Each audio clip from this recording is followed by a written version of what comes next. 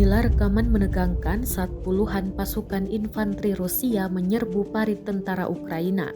Rekamannya ramai beredar di Telegram pada Selasa, 22 November 2022. Tampak pasukan Rusia mengendap-endap masuk ke dalam parit. Dalam keterangan unggahan disebutkan infanteri serbu dan menempati benteng Ukraina.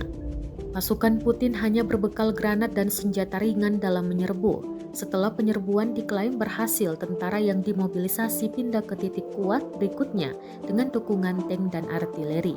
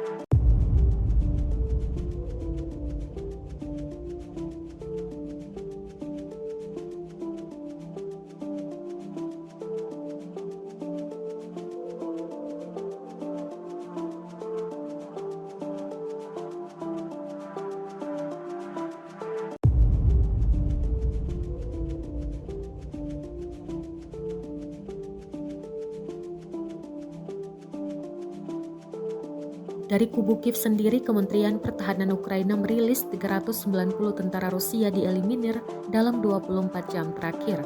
Total, 84.600 prajurit Federasi Rusia meninggal sejak awal konflik hingga 22 November atau hari ke-272.